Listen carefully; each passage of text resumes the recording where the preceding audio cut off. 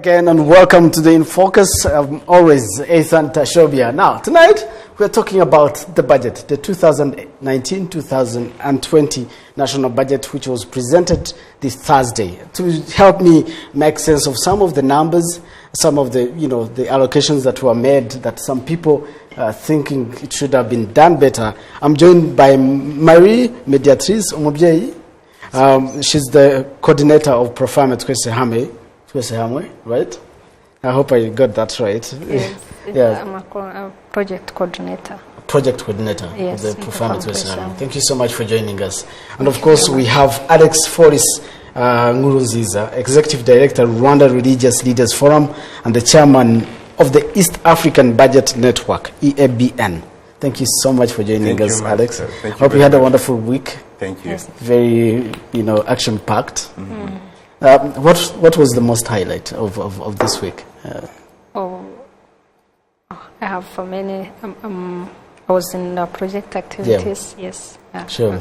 Yeah. Oh, happy Father's Day. Thank you very much. Happy Father's Day. Thank you so much. Yeah. Thank you. So let's look at this budget. Especially, let me begin with you, Alex. Yes. What do you take as, look at as the main takeaway for this year's national budget, especially the Rwanda's national budget? We'll probably look at the East African budget, but let's start it from here. What piqued your attention? Thank you very much. I will begin by actually what is the most seen into this national budget. There is an increment of our budget. So an increment of above 200 billion. 190 something billions. It's a huge achievement. Yeah. So the budget has grown, and again the country kept its vision of emphasizing on development more than the recurrent. So in the budget you can easily pick and see that the recurrent budget is continue to diminish while the development actually is taking on, even though there is still an imbalance. We do still consume or maybe use the recurrent budget more than development. So, but again, this year, 2019-2020, the government showed that actually it is on the pace of injecting a lot of money into developmental activities more than recurrent. That one. Second, and this has been obvious to everyone, so the education sector and the agriculture actually falls down in terms of there is no increment, and people were expecting to see a lot of increment, especially in the agriculture sector. So the agriculture sector has been very vulnerable in those last 5 years, if I can see. I remember back to 2013-14, the agriculture was one of the lion's share of the national budget. So currently it is a little bit shrinking, and people might wonder why. And we know, of course, this sector has been getting a lot of investment in terms of heavy infrastructure projects in the agriculture sector. Maybe this might even explain why maybe there is a small decrease, but I will not say it because I'm not the Minister of Finance and maybe the government in general, but as somebody who deals with national budget every day, so there is an explanation behind. So I myself. You are part of that. I was actually looking forward to having, an official, or probably the Minister of Finance. But at last minute, we're not able to have them on the show. We, of course, invited them, but due to probably other responsibilities, they are not able to, to come on board. But looking at the budget allocation, maybe I should switch to Mediatrice here. What piqued your attention? Yeah, thank you very much. I think I have the same idea that some sectors are receiving a lion's share of the budget. Exactly. And I was looking through some analysis done by different media and some experts. They are saying there are some losers and winners. Yeah. And that's why we're here, to look at why do we have winners, why do we have losers? Yeah, maybe as we said, we know that the national budget is serving also to achieve the NST1 that we are targeting, the Vision 2050, where we are aiming at leveraging the livelihood, the standards of living of the population So I think the choice and the priorities of the government is investing in those enabling infrastructures like transport, as we have seen. Rwanda will be having the big share, the transportation. We are happy at least with the transport sector, some taxes are reducing so as to encourage this transportation, public transportation. Yeah. For us, we are seeing really these, as he said, the imbalances within these sectors. And as Professor Mtwesehamwe, we are looking also at how the budget is gender responsive. When we look at the sectors like education and agriculture that are shrinking in the portion of the budget, we are thinking about these many women who are involved in agriculture. And the agricultural sector is really, I was looking at the share, it's like having 5.something% of the total budget. Quite, which is, it is an increase. When we look at, we had this BFP analysis, it was around 4.something, but now within the last budget, basket, it has increased that at least somehow. Within the education also, when we looked at the BFP analysis, we advocated that this should be also increased because we are looking at many needs in this education. If we want really quality education, we need to invest in this. And I think this is also the priority of the government. We are looking at how we should increase the jobs. So if we look at the increasing the jobs, we need to invest also in basic and vocational and even professional education. And among the priorities, there is also creating this value chain for agriculture. So the budget should be somehow proportional. We have in agriculture, we have the Malabo Declaration, which is requesting to the states, signatories states, to invest at least 10% of the budget. So you see, we still have a lot to do investing in agriculture. Let's go into the agriculture, Mr. Alex. Agriculture employs close to 80% of the Rwandan population, according to the statistics I got. But taking 5% of the national cake, let me call it, isn't it a bit ridiculous? Thank you very much for this question. As my colleague said it here, Rwanda is among the first countries that ratify the so-called Maputo Declaration, which was in 2014 was changed to Malabo Commitments. And the Maputo and Malabo Commitments actually calls African states to inject 10% of their budget to the agriculture sector and reach at least 6.5% grow in the sector, the agriculture sector. So Rwanda has been doing really good in terms of allocating a lot of money into the agriculture sector. And till 2014, because we've been tracking and doing budget analysis for all those 5 years, we are being surprised by actually this reduction into this sector, while the sector still have a lot of challenges. True. And if you go back to what citizens say, they expect more into this sector than actually what we're seeing. So this is actually from 2014 up to today. This sector, presents some challenges, and actually which on my side should be addressed first of all by the national budget. Because the reason I'm asking this, there is about 1.5 billion which was set aside for building a digital center for driving tests in Rwanda National Police. Yet we know there is actually some young guys who built a platform called Ikizamini, where they want to work with the government to make sure that people are able to do their driving tests online. Yes. And then we have this money set aside, and then when we know that this agriculture sector still needs more funding. So one would say it doesn't make sense.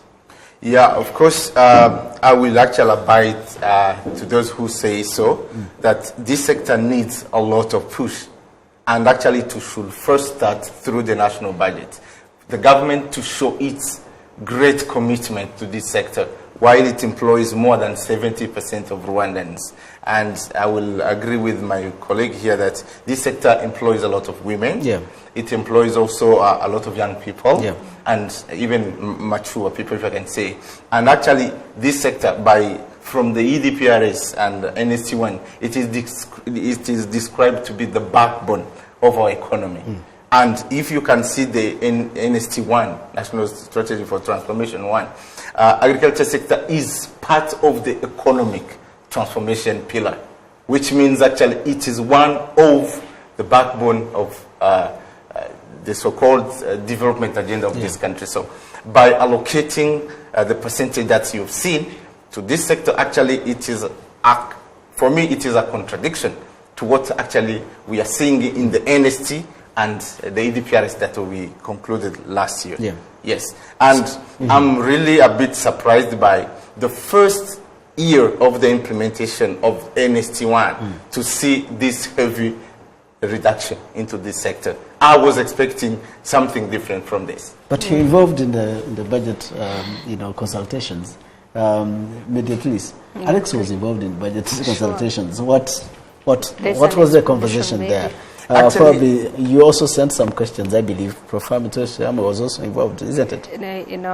We have a platform where the civil society organizations, under the platform of civil society organizations, where we have at least time to analyze, first of all, the budget framework paper, and then we present to the parliament what we see as concerns. And then when it comes to the end of this exercise, we sit again and we see how these have been considered. Did you mention this? Not yet. You didn't? You mean the agriculture? Yes, we mentioned this. And I would like also to mention that inside the subsectors, how the allocation inside also, if we take this allocation of 5% of the total budget inside within the subsectors of agriculture, you see also there is some imbalances.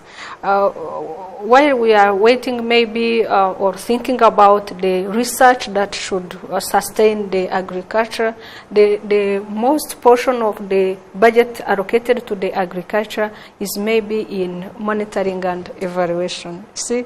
So there's no money, enough money, substantial budget put substantial into budget should real be put, agriculture. Yeah, and we insist that this money also should sustain what we have in agriculture. We have these programs called the crop intensification programs. We are looking also how the agriculture should sustain itself by instead of importing like those seeds and so on, and fertilizers. Because I saw there is a budget for that. For yes, it should improving be the quality of fertilizers and all that. Yeah. But when you see the division or the use of these across the subsectors of agriculture, it should also be improved on specifically on research. That's what we intended to. Interesting. Alex, you're part of the consultations. Do you want to tell us how it unfolded? How did it come to have 5% of the budget going to agriculture? Yes, consultation, yes. Yeah. Civil society is involved, and even other people who are not sitting here on the panel were involved. But it comes to the Ministry of Finance as a legitimated entity by the Constitution to prepare the national budget and to decide about it. In the consultation we had with various teams from the Ministry of Finance when preparing the national budget, we raised the concerns, not only in the agriculture sector, but even in other sectors. And this has been there for long, because it has been like 4 years, raising the same issues in the agriculture sector. And for every time, we had a chance to go and present it before the national parliaments. So there is a time that is set apart by the national parliament, listening to various partners, and civil society also has that time and that opportunity actually to raise their concern on the budget framework paper budget framework paper is a draft of the enacted budget, which is the draft law to the budget. So I remember, so for the last 4 years, we've been actually alerting the national parliament that the agriculture sector is not doing well. And one of the way to actually to address issues should start from the allocation to the national budget, because you could see some issues in the agriculture sector. The agriculture sector has been one of the sectors in this country that got a lot of money and a lot of investments. But currently there are some dam stations in Western Province that took and a lot of money. Some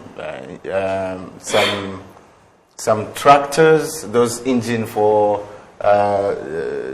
agriculture, which were imported in the country, but who never worked. And actually this sector is a sector that took a lot of money in terms of investment. But if you look at the outcome of the sector and the money that has been injected into that, it's questionable. And now, instead of solving the problem, and we know that the budget should be at the forefront to try and address the issue in the agriculture sector, we are surprised by seeing the diminution.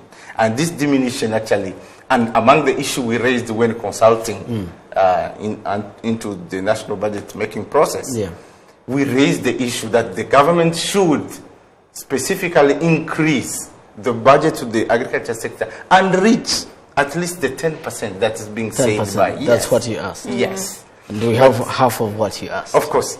The Ministry of Agriculture, to respond to this, every time they will tell you, yes, we do reach the 10%. They will tell you that there's some money that goes to infrastructure projects, like those one facilitating feeder roads in the rural sector, that actually, that money is also counted among the agriculture, and you can see it. So agriculture is can be both in economic transformation and can also be in other sectors. But of course, if you do the total of both, will not even reach the. And you believe that? Yeah.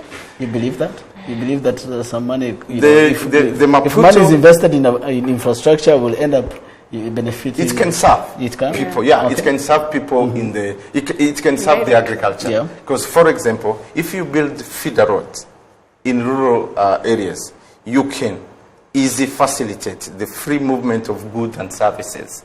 And actually, if we say the goods, they are also produced from the agriculture sector. People can easily take their production to some factories for transformation and other things. And also it will facilitate the communication and ubuhahirane, if I can say it in Kinyarwanda. So, of course, the infrastructure can help, can serve into that. But I remember the last time we scored a lot of percentage in terms of agriculture investment was 2017, where we reached 8.6, and this 8.6 was actually the direct money injected into the agriculture sector plus the money that was reserved for agriculture from the infrastructure ministry. Interesting. Yeah. I'd like also to mention that in agriculture we need still, as I was looking at the labor survey of last year, almost 54% of agricultural labor force, they are women. And still the financing of this sector is still the access to finance by women. And if they are then in this sector and the financing of the sector is still desired, you understand it is hindering these women to live from this that we call subsistence agriculture, moving from the subsistence agriculture to commercial agriculture or agribusiness. So we would like also, even if we are saying that the budget is still desired to inject in agriculture sector, we would like also to emphasize that the concern is there that the issue of financing agriculture. I was reading about this insurance, to increase the insurance within the agricultural sector. But we know that those who will receive this insurance, they are those who are investing in commercial agriculture, agri-business. So we are seeing these women are still lagging behind in agri-business, in accessing to value chain services to invest in agriculture. So we would like that the implementation of the budget also should consider this issue of women, more women in agriculture, but less accessing financing in agriculture. You know, still, as we finalize, wonderful comments over there, but as we finalize on this subtopic of agriculture, what needs to be done moving forward? How do we make sure that, you know, the government, you know, we improve the value chain of agriculture, the quality of agricultural outputs, and, you know, in your conversations with the, you know, the Ministry of Finance while allocating this budget, what is your call? What is it that you actually ask them that needs to be done going forward? Thank you very much. Basically, all benchmarks are in place. As I told you, this is one of the sectors that received or got a lot of investments. We have all required, prerequisites, conditions for our agriculture to boost. And what is lacking, of course, is, first of all, is to increase the national budget going to the agriculture sector. And again, as my colleague said, this sector needs to be insured, to get insurance of the produce, the crops, and everything, so that, the government can make this sector very attractive, even for foreign investment. And I might say, it's a prediction. I'm not sure about it. The reason why even this sector is now growing is because it represents a lot of risks. And investors fear actually to inject their money into this. So the government has the first responsibility to make sure that this sector is made an attractive sector for investors, so that even we can get so many investment coming into the agriculture to try and help together, hand in hand with the government, to boost this sector. So we need to make this sector healthy, ready to attract investors. And again, another thing is, of course, relying on our own seeds and fertilizers, if possible. Because relying on the foreign seed and fertilizers, it also make our sector very vulnerable. Yes. Interesting. And maybe, buying his idea is that while also looking at how we can produce local what we used to import within the agriculture, is also to think about, of course, increasing this money, but also investing in research for agriculture, because we can diversify even the production, we can diversify even the market, we can diversify even the activities.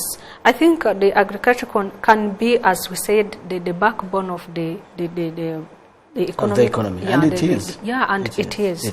What we need is really to understand this and invest accordingly. Sure. Yeah. Let's look at this as well. According to the New Times, which wrote that the education sector received less than 11% of the total budget, members of the parliament pointed out pre-primary education as the biggest loser in this, in terms of this. Actually, during the budget presentation, one of the members of parliament, Mr. Munyanjeyo, pointed out that there's his concern for the less allocation of the budget in pre-primary and primary education. And if you look at this pre-primary education, it's the foundation of the education, of the quality of education. I don't know if in your deliberations with the Minister of Finance you hinted out on this. If this is not actually a concern. It is a concern, because we do still have a very also fragile sector of education. And I thank the government to have consistently invested a lot of money into this sector. But for the last 3 years, there was a very massive investment into classroom all over the country. So the country has done tremendous investment into actually investing into education, building in classrooms. And actually this also affects how the budget went a little bit down, because there are some construction that have been made. There are also some program like the 1 cup of milk for families and whatever, fighting stunting and malnutrition. Yes, so it was part of the education thing. So there are some areas that stunting and malnutrition has been actually brought down. So this also explains how, if the government is no longer investing money into those things, so then this also can be showing that the early investment into the education sector has done a tremendous work. But I'm concerned still. We are saying that Ihame Yuris. Yes, the quality of education. The quality of education is still a key. It's still an issue in our country. So I don't see today that we should be reluctant that what we have invested in education is enough. I think we should, as we are doing for agriculture, we are pushing for much investment into agriculture. Education still deserves a lot. Education, pre-primary, this is the foundation of everything that a child will go through at a later stage of education. But we're seeing, being ranked among the losers of the national budget. Isn't that quite worrying? Yeah, it's really worrying. And in terms of, as we said, gender-responsive budgeting, for us, as we are standing for women's rights, we're looking at this component as responsive to the burden that women are weighing there in rearing these kids. If this pre-primary education was really taken into consideration, there is a concern, there is a need to build these ECDs, these early child development centers. Early childhood development centers. Yes, they are really needed, and I think the target for the last national gender policy was that these ECDs at least should have 1 per village. And when we look at the process, how this is being done, it's like left in the hands of the grassroots community that they should participate in building this. But when we look at the quality of education that we want, it should start really by there, where we need these equipments, where we need these professionals in early childhood development. So really it is unfortunate that, of course, we can't have enough budget and finish all of this work in 1 year. But at least there should be a plan how this should be achieved. Almost in this, almost we have 7 years of NST1, now it is 6 years. How this should have a plan how this should be achieved, and the allocated amount should consider also this time and the target that we want, if we want really the transformation we are saying. That's true. And it's because not only... if you can talk about knowledge-based economy and you're not giving these young kids the confidence to innovate, to think big, I don't think you're getting it right. And I think it is not only on this pre-primary, because we're looking in districts, so we are also working with districts. They're saying that please, with this shift from the single shift, the double shift in primary schools, the single shift to the, double shift to the single shift, again, the need for rooms and equipments in terms of chairs, in terms of books, in terms of everything, because this is having really an impact on the quality of education. When we are looking at how the districts are striving with reducing the dropout.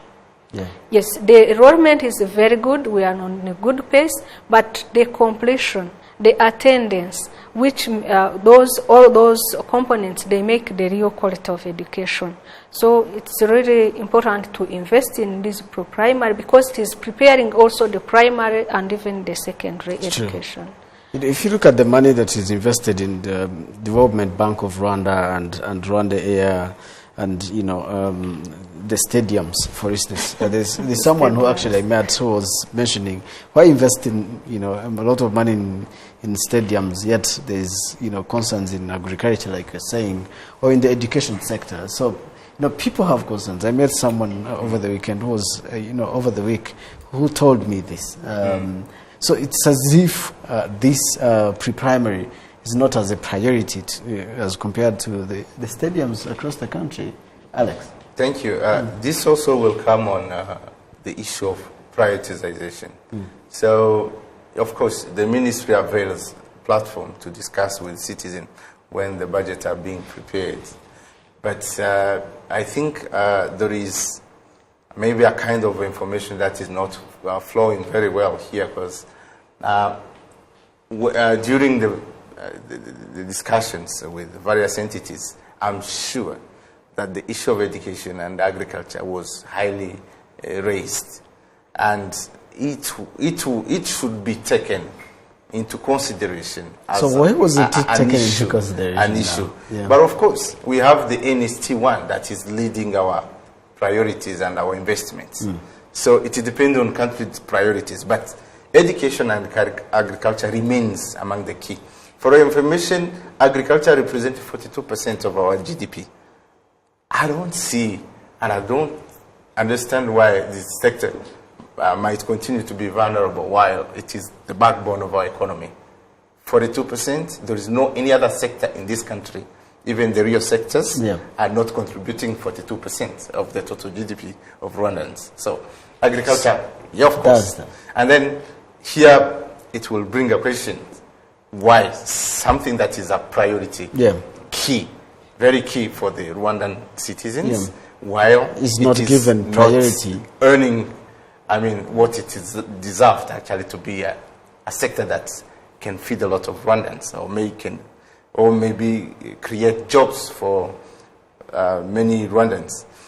While, for example, if you have observed the national budget, the issue of PFM, public financial management, actually are the biggest land share.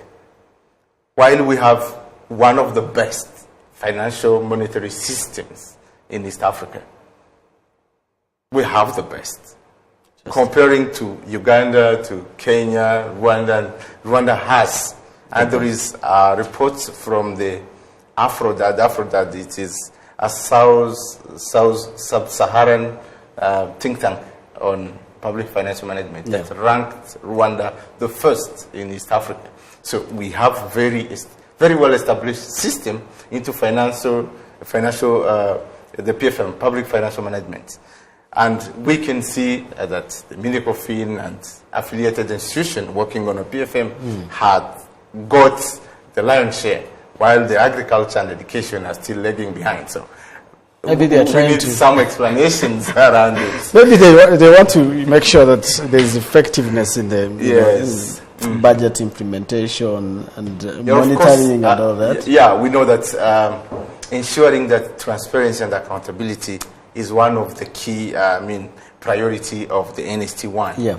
And already we know that Rwanda is doing better than other surrounding countries. Yeah. And while citizens are claiming so that agriculture should have more, education should have more. So, of course, we want to be ahead. We want to be on a very good position, a better place in terms of transparency and accountability. But also we need agriculture, we need good education, and already we are better in terms of the PFM.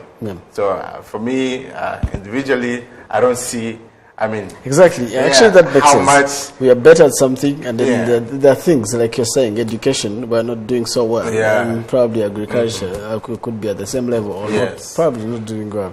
But do you think the government is prioritizing something that shouldn't be prioritized?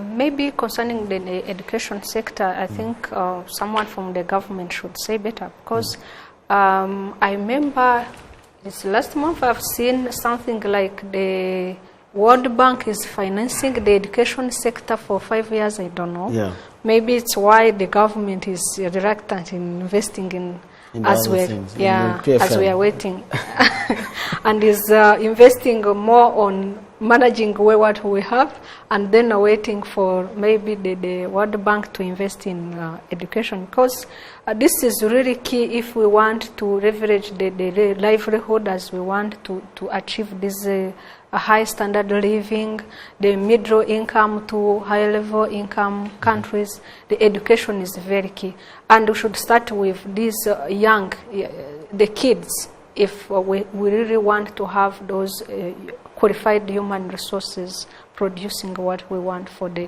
growth and the development. But also, talking about that, we also should probably, one would wonder what is coming new in terms of BLD. BLD, Development Bank of Rwanda, it's a very troubled institution. It has lost some money, it has gained some money, and then they're looking at revamping it. Do you think this package, 244 billion Rwandan francs going to BLD, is it worth it, Alex? Yeah, it's actually, even if I was the Minister of Finance, I would do so, because if you look into the circulation of money into the citizen hands, it's not there. The purchasing power is not really visible. So I will encourage banks like the BRD and others of this form, this kind, actually to be revamped so that they can even release money for circulation into the community. When the money is circulated in the community, it's when the purchasing power of citizens increases. So, but of course, this should be in line with actually working on the rate of payment of loans and everything. So it should go hand in hand. But also, even not only injecting this money to BRD, but other small schemes like SACCOs and others to benefit, like what BRD is benefiting today. So this is very good. When you inject, you are helping, you are preventing some bankrupt to those financial institutions that are working directly with the community. Actually, it's a good sign, it's a good thing. This shows that the government is very much concerned about the circulation of money into the community. They want citizens to own and to have the purchasing power. That's why I think revamping a sector like this would even benefit the agriculture sector. For example, those who need loans for their farming and everything, so they can easily get money from those development or financial institutions easily, so that they can even invest into their things. So this I would even do more than this, but not only to BRD, but with other. But BRD is, I think, the government easily channel its money there, so it's understandable. It is. You don't have any concerns with I'm not good about this, but I know that the bank is financing the agricultural sector, the housing, and the other big investment with. BRD finances even education. Interesting, but we need direct investment in these sectors. Because if we are going to go through indirect investments, then one would say it's, I don't know, it doesn't, for me, I'm looking at the capacity of using this money within the beneficiaries, and maybe looking back how these financing system have been really efficient and effective. What are we looking at by revamping the sector? Why should we also look at different? I've been reading the finance sector have been keeping the pace, which is good, but I think BRD have been like this because of the recovery of those loans that have been done. How do we ensure that this kind of financing, indirect financing, will provide or will bring expected results? That is my concern. That's a very good question. And that is the question we'll be answering when we come back from this very short break. Let's take a short break. When we come back, it's more of the In Focus. Yeah.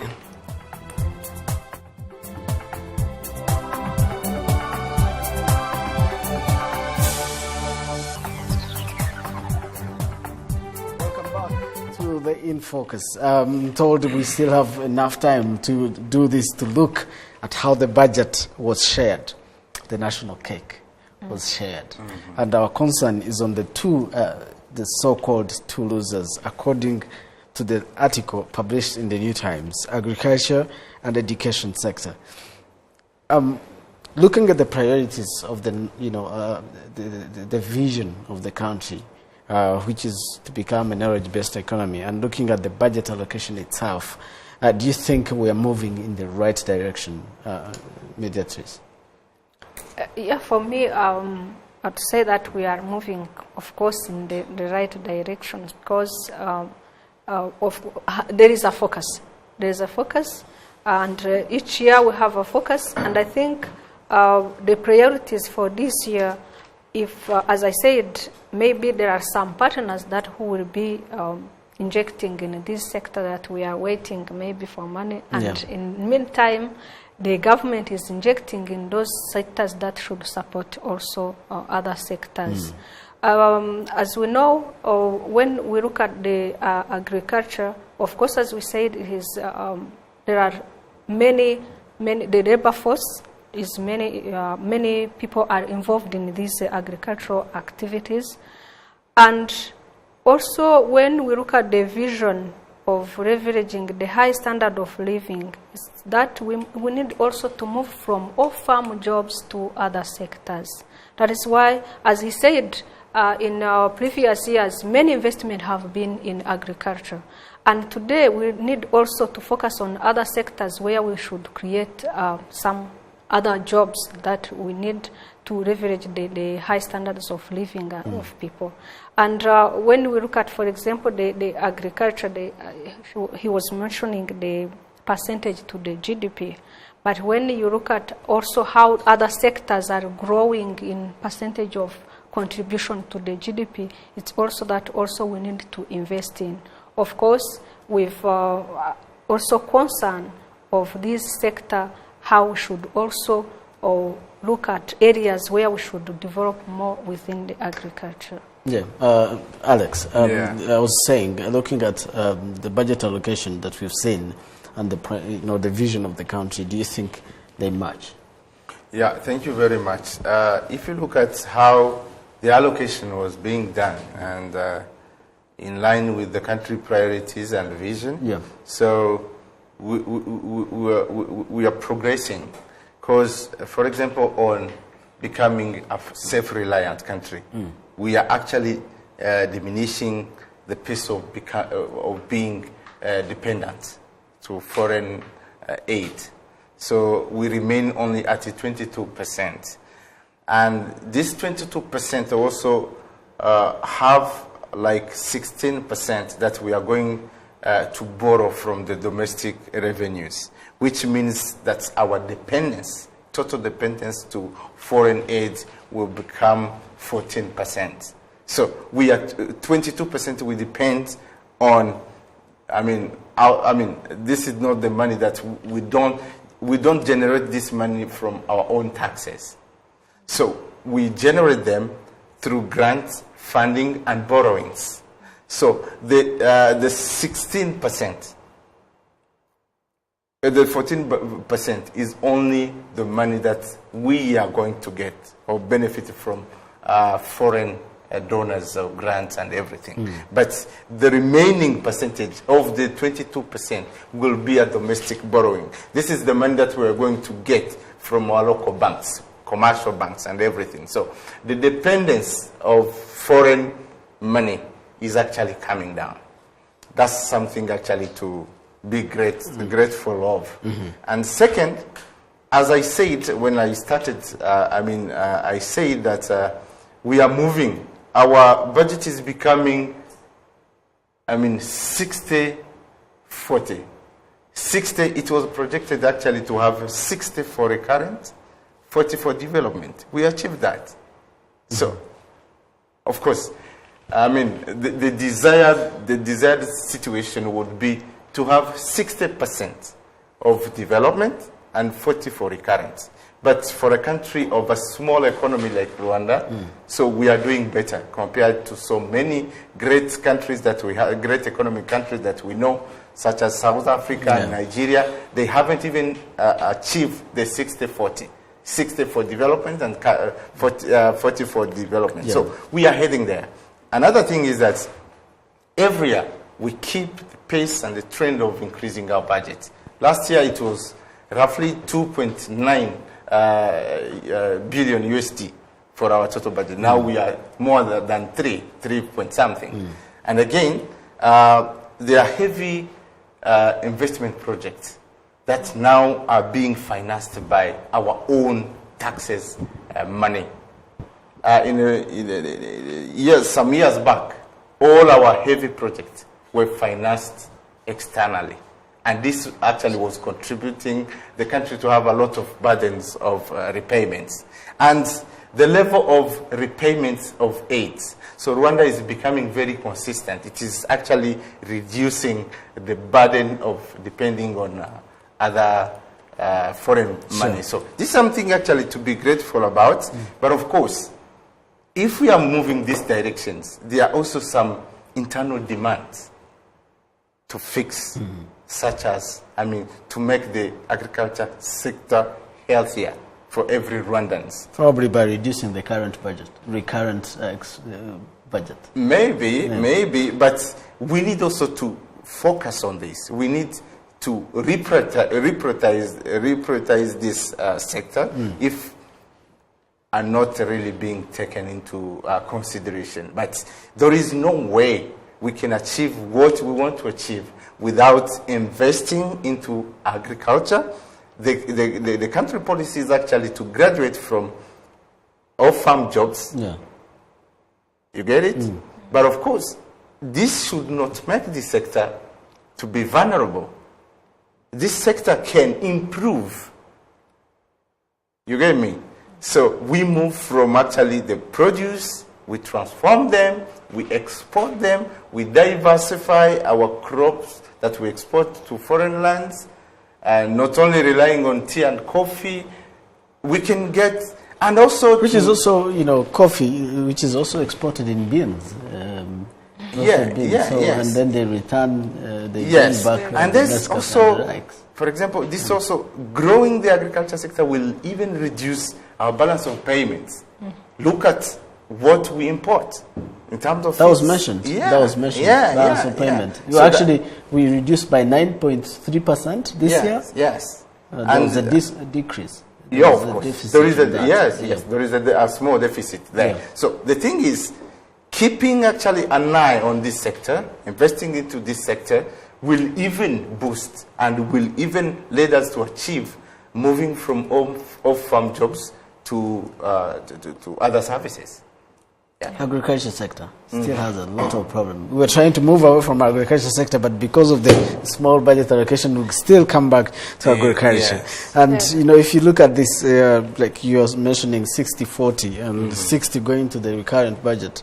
If of the 60 they had gotten probably 10% or 5%, to add it to 5%, things would be different right now. The discussion will probably be focusing on the stadiums that we are going to be talking about shortly.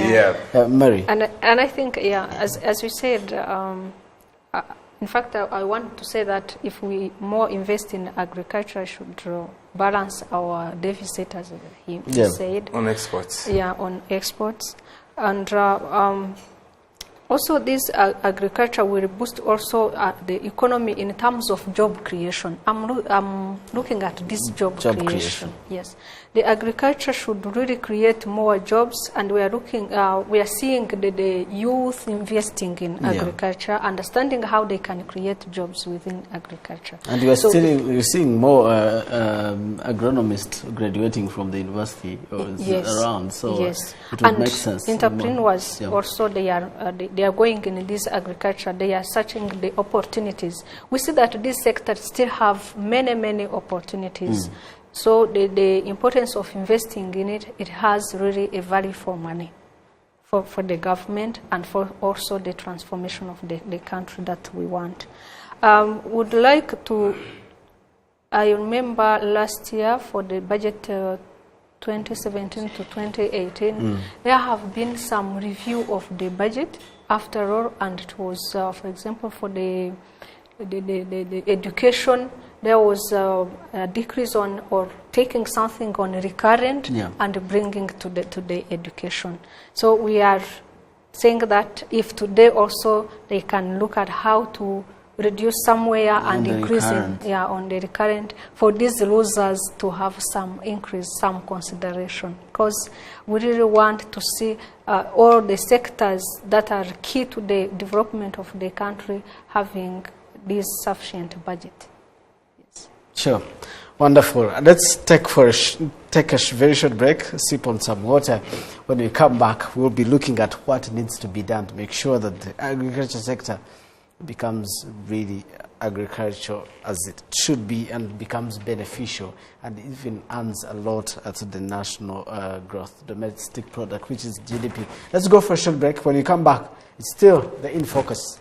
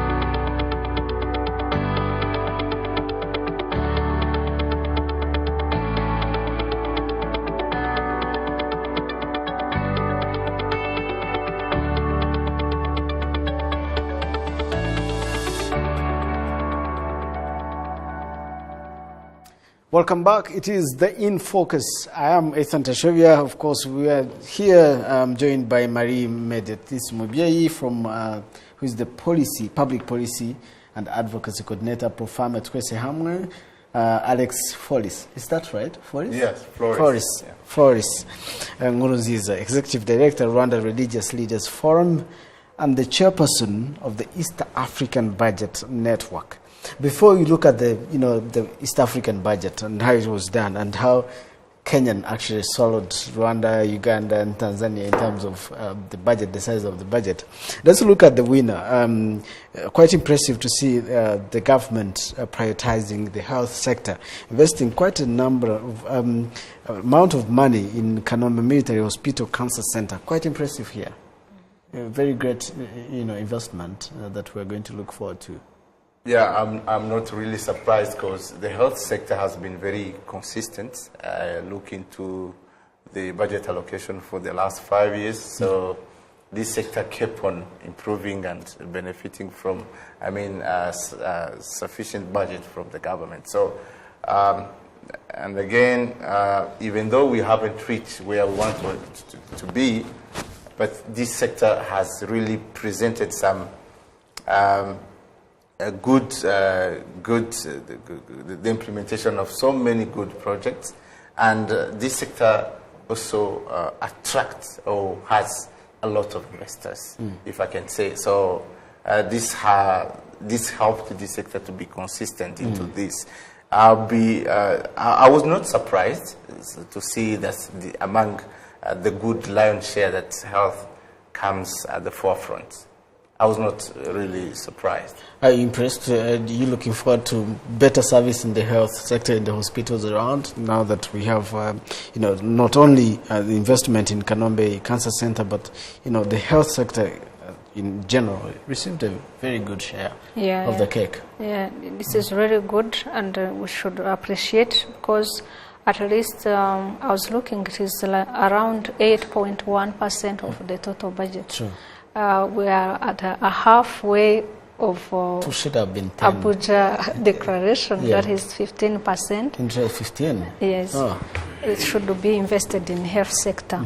And I was really impressed with this center because we really need it. When you look at the region, I heard that people used to go to India, to go somewhere else, even in Uganda, but Uganda is no longer, maybe the center is not working.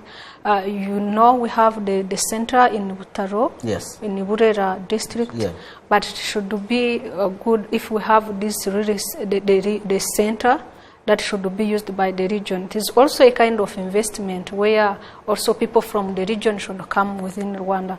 And I hope this center also will allow us to have more professional staff, physicians. human resource in the health sector in concern with the it's digestive cancer, and we hope from this center also other cancers should be. I'm looking at women cancers, like those of breast and cancer, and cervical, and cervical cancers. True. Yeah. I understand the Kanombe Military Hospital is for, I think it was mentioned in 2016 or 2015, where they were looking at making it a regional reference hub for cancer, and basically. Are we in the right direction to that? Yes, we are in the right direction, and again, economically, in some nominal terms, having basic infrastructure for health issues here in Rwanda will also stop what we call the flows of money. So the money that's quit Rwanda and going serving some hospitals in India and whatever. So, in Dagakani, which are the most prominent destinations. And which are very expensive. Yeah. So having infrastructure in place here is actually not only serving Rwanda, but opening Rwanda to the rest of the region, because we know that like a neighbor, DRC, Burundi might even benefit from our services instead of going to India and Kenya, other parts of the world. So, and again, of course, it will stop that the influx of money and the money that actually Rwanda could spend here. So when it comes to go to spend it in India, it becomes triple, double, and whatever. And we hope that even the government will easily regulate it to the affordability of Rwandans. Looking at the issues we have in the health sector, the hospital, the quality of service, what do you think needs to be done to increase the service in the health sector? Really, we still have a lot to do within the health sector, but the pace is good. When you look at the infrastructures, as I said, we are working with the districts. The target of having at least one health center per sector, and the health posts that are there, and they are also expanding to like the health centers, which is really good with those health infrastructures or facilities, but we still have gaps within the human resource. Which is actually a big issue. It's a big issue. We need still to invest in this development or the training of the human resource, the doctors, the midwives, and how do you call them? Those and nurses and the whole personnel. When you look at the statistics, it is still again, and when we look at the high demand that is there within the Mutuelle de Santé, the demand is really, really high. When you look at the people waiting at the health centers, we still have a gap in human resource at those health facilities, but also the equipment. I remember in one of the districts that we are visiting with this gender-responsive budgeting, the maternity ward is there, but there are no equipments. You see, ladies are there, mothers are there, they are coming for giving birth, but the maternity service is there, but the equipment and the health, health workers or those who should help her at the hospital, they are not there. They are not there. So we are building a health center. We are waiting for another budget year to equip the health center. You see, this is really taking time, and we are not getting the service that we expected. Sure. Yeah. It's good to ask those questions, but there's something you mentioned about the personnel, and then it actually brings us to the previous conversation of, education sector being among the losers. And then if you're not equipping these kids with the right knowledge, it will still eat into all this that other if the sectors. education is not considered, you will see, even the agriculture will suffer. Because the agriculture will still the service or the sector with those less educated people. So it's better to invest in this education that we need, that is responding also to the human resource we want and the personnel we want across the sectors. Alex, yeah, you're looking at this, the health sector, there's still the issue. Yes, there's this investment, but there's still lack of the personnel. And then we are looking at this question of education sector being among the losers in the budget allocation, especially in the primary. People might undermine the contribution of foundational education to the entire chain of one's education system. But how do we connect this? Education and of course the personnel that we need in the health sector. Yes, the investment is there, good one, but there's also other factors, enabling factors like education that are not being considered at the moment. Yeah.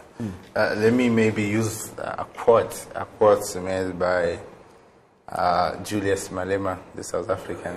They say that how can you convince the current generation that education is the key while we are surrounded by so many criminals who are whereby we are surrounded by educated criminals and whatever. So I wanted to say this because education is key to everything. A performing health sector depends on a good education, on a quality education. Anything that we are going to improve on or maybe to perform on in the country will depend on how our education system is healthier. So it's very important to invest in education and a very good quality education if really we want to achieve results in the end, and if we want to have some sectors which are doing well in terms of there are some countries who deliberately choose to undermine some sectors, but also if you choose to undermine this sector means that you have an alternative to that one. But for Rwanda, we don't have alternatives. That's why we don't have a shortcut. Education should be a key sector to be invested in. So we need, by all means, to make sure that our education sector is healthier. And to make it healthier, should start by injecting some good money, a budget, a significant budget on specific issues that really we want to improve in the country, to have specialized doctors, to have educated people who can even innovate, even in various sectors, including health.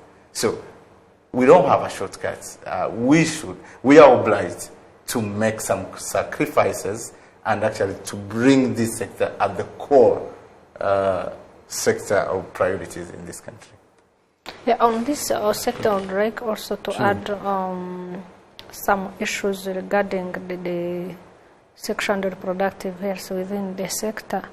We still have a gap in knowledge and access also to this information on family planning and so on, which is also affecting the health of the families, but also we have this problem of teenage pregnancies that we know that they need this care, and the country has a commitment that the one-stop center should reach also the health centers. And we need also, as we are investing in these big centers, we need also to see those services reaching really the population in the health centers, like those one-stop centers, but also the access to family planning for the families, going with also the education and also the human resource or the personnel that is matching the needs in this sector. for family planning and so on. Because the big problem that the citizens are mentioning is that they don't have information. The demand should be there if the information is also there. Within the health sector also, we would like to see how to boost this, because it has also some impact on the population growth, or the pressure. The population pressure is becoming also a burden to the education. We are talking about the infrastructures. It is going with the growth of the population. Sure. So demographic divide also within the health sector should be looked into, how to maintain the birth rate. Yes, we are on the good pace, but still we have this young population, so we need to see how to increase the services going to the sexual and reproductive health. Yes. Sure. Let's look at 5 billion that was dedicated to the National Police to roll out the CCTV cameras. I thought we had these ones already. Are they going to add new ones? But there's also quite an interesting one of building a digital center for driving tests. We are likely to be doing our driving tests online. Quite an impressive move over there by the National Police. That would be great. It will even reduce the congestions of people going to the stadium and everything. So I think it's one of the good platforms to reduce even the cost attached to it for citizens. If maybe paying some money to access some services online, it will also reduce the cost on personal basis. And I thought that cameras are there, but they are not everywhere. So I think they are going to multiply on implanting those cameras across the country, and also to start the operationalization of them. Because we knew they're there, but we knew they are not operational. So this time around, we're not going to be seeing the policeman standing by the roadside. The cameras will be taking the picture of you. If you are speeding, you'll be called to the police. And the report will be actually dropped at your office or your house. So then I actually saw one. I saw one on your way to Bugesera. Yes. Bugesera, there is a couple of cameras there, and when you're driving and you see the flashlights that they are flashing. Quite an impressive move over there. Yeah, of course. And when you go to the technical control, you will find your record. Is it? Yeah. And you must pay before you enter in. Interesting. So, do you think this is going to affect or reduce the way the recklessness on the roads? This actually works on improving services, how to let so many Rwandans to access easily services. It's just going to ease the services. And when you are easing the services, actually you get and you keep and you can save some money. So economically it means something. It's actually something to appreciate. That's about the digital driving test. Yes. But we're talking about the CCTV cameras that are going to be here. I'm seeing a lot of trouble here. I don't know. We're going to see a lot of letters and receipts and all controversials. I don't know how they call them, but we're going to see a lot of issue with the people actually being culprits of that. But is it going in any way going to reduce the recklessness on the roads that we see on the highways? Yeah, I think so, because maybe they will help to manage, if they are digitalized. I'm thinking about a center that will help to manage maybe the traffic. And as you see, within Kigali City, many roads are being constructed. The network is really going good. And we are expecting, I think last week we were talking with RURA, how they are going to create these dedicated bus lanes. Yes. I think those cameras will help to manage the traffic at least within Kigali. But also on the highways, when you see Bugesera, we are constructing this airport, you will find the traffic will increase, of course. And when we look at the corridor, also the traffic is very, very high. And I think this camera will help. And the policemen that were dedicated in driving and doing everything, at least they will be doing other things. That is also another way of shifting also the position of the job and job creation also, because we'll be pushed also to find where those people who were working there, where they are going to go and work. That's true. That's true. And I think really it will help. Yeah. Let's look at, before we move, briefly look into the East African budget. Let's look at, this center for driving tests. As a country that has been leading in so many objectives in terms of ICT, I think it was so late to have this. It's overdue? Yeah, it took a long time, and I remember when Rwanda introduced the biometric ID card. So people were saying the government of Rwanda is too ambitious, but with that same model, Rwanda tried to influence on EAC level. After we implemented that, Uganda and Kenya followed. Uganda also is trying actually to do it, and other countries will follow. And this will, again, I will come back to reducing the bureaucracy around service, accessing services, and reducing the cost of people seeking services. This center also is coming as a solution to that. Yeah. Sure. Let's look briefly into. Do you want to mention something about the new initiative of how we're going to be doing driving tests online? Sit on your computer, do your provisional license, get your provisional driving license, and probably it's a very good initiative, and I hope for us. I was looking at the statistics within the transport sector. Women are 3% involved in transport sector, and I think this is an opportunity where, without moving from one place to another, because it is almost the time consuming, almost women will also benefit by this digitalization, by building also the bridge between access to the ICT also, which is really a gap where women are still lagging behind. But with this digitalization, I hope also women investing or involving in the transport sector will increase. Sure. Yeah. Let's briefly, before we sum this up, look at the East African budget. If you look at the budget in, thank God, apart from South Sudan, Burundi, Kenya, Uganda, and Rwanda, and Tanzania presented the budget on the same day. And if you look at it, for some reasons, most of them prioritized security. The security part took the biggest share. One would wonder why. I know you're the chairman of the East African Budget Network. Help us make sense of the East African budget. Thank you very much. East African Budget Network is a network that was created by like-minded people and organizations who are actively working on the fiscal policies, including the budget. So it only came in place in 2009, this year, early March, in 2019. Arusha. Yes. Yeah.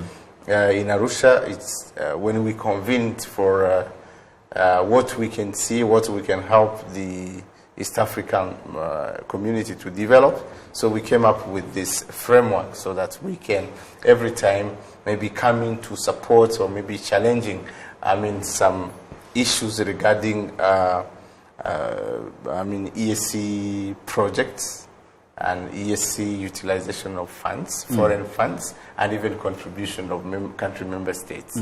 So that's how actually we came in and say, as a civil society organization of various 6 countries of EAC, can't we come together and just give our contribution to the East African community? That's how I was elected, representing Rwanda, of course. So Uganda is deputizing, and Tanzania also is playing the role of secretary on East African Budget Network. So if, for example, this year for the entire 6 countries of East Africa, the theme for the budget, even including Rwanda, was industrialization for job creation and shared opportunity. And if you look at how country did, of course, security was a key issue for prioritization. And again, the issue of road and infrastructure. And this actually explains the 283 projects that all those countries have in common. It is in their long-term vision agenda to realize 283 projects for development. So, which means that EAC still owns a lot to its people. So, and we expect much from EAC as citizen of the community. But if you look at how the budget was allocated, Kenya is still leading. Yes. With 29 point something bigger than the three countries. Yes. The budget of 3 countries. It's actually the summation of the remaining of the EAC countries coming together. Interesting. So, but we are not also surprised because Kenya is the biggest economy in East Africa and it is leading since long time. And if you look at Uganda, it's a little bit stagnant. If you look at their statistics 3 years ago and today, of course, and even the agriculture sector didn't get a lot of money in terms of, I don't know what is happening to our EAC countries. Exactly. And if you look at even Tanzania, the agriculture sector is not among their lion shares. So only Kenya did some improvement on agriculture, but by investing a lot into industries, transforming their products, their crops and everything. But if you look at statistically, Rwanda is still leading in terms of the growth the budget on all EAC countries. So our budget grows up to 17.2%. And even the economy, the rate of growth. Exactly. So while Kenya is a second at 8.6%, Tanzania went up to 4.5% of growth comparing to the last year budgets. So Uganda only rose at 2.6%, so which actually a little bit stagnant. And Burundi, this is a very alarming situation.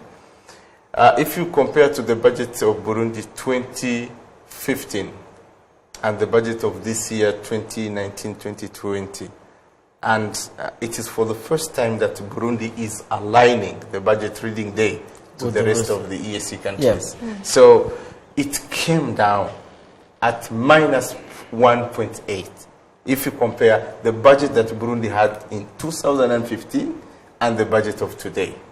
So it went at minus 1.8%. Quite improved. This actually, those are the updates. Sure. You want to say something? No, I don't have. No, so I know we have less than 3 minutes, but help us understand this. Reading the budget at the same time in East Africa, there's a time that they are doing this to, of course, industrialization and making sure that they also discourage second-hand clothes and all that. But it's at some point we found that it is Rwanda standing on its ground and the rest pulling back.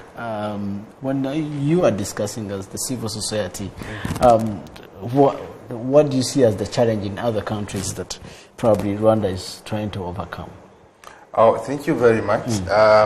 The East African community business is not a business for Rwanda only. It should be a business of all EAC member states and trying to move on the same pace. Of course, it has been observed that Rwanda and Kenya have been really trying to push the agenda of East African community. While Tanzania, the host of the Secretariat, remain a little bit silent, resistant to some changes, some new policies that have been established by the East African community, and even sometimes reluctant. If you look at the issue of having the 1 minute, sir. Yes, so a few seconds. Yes, the free movement of people and whatever. The free movement of people and goods has been ratified since a long time ago, and in Arusha. But if you look at the level of implementation, only Rwanda, Uganda, and Kenya did reform just for people to travel and to trade together. Tanzania, the host, is still resistant to that, while Rwanda and Burundi rely on some ports of Dar es Salaam and everything. So Sure. they actually impede, they refrain on the free movement of people that the EAC agreed to move on together. So, yeah, it's a little bit taking down, actually, all initiative that EAC had in common. Perfect. Your closing remarks. Yes. What should be done to make sure you have 10 seconds, probably, to make sure that next year's budget or this budget is set out to do what it's supposed to do? As a recommendation for us, as civil society, are standing for gender equality and so on. We are saying that yet the sectors that are involving both men and women, especially for service delivery sectors, there should be the consideration of responding to issues like the persisting inequalities in those sectors. If people should consult the gender status report produced by GMO, you will look at many inequalities among sectors. So there is a need also to invest in sectors considering how they are improving or impacting on the life of people. They are women and men both benefiting. Frank, should we end it here? You have some recommendations? Very quickly? Just very quick. Yeah. I do still have hope that during the budget review, some of the issues we raised here and people continue to raise about agriculture education should be reconsidered. Thank you so much, Alex. Thank you so much, Thank Mary you very Media much. Please. And that brings us to the end of this long but interesting conversation here on the InFocus. From tonight till, I don't know when we're going to have this format of the InFocus. We'll be presenting news and, of course, going straight into the discussion, the debate, which is InFocus. From me and the entire team that helped me to put this together, it's a good night. I am Ethan Tashobia.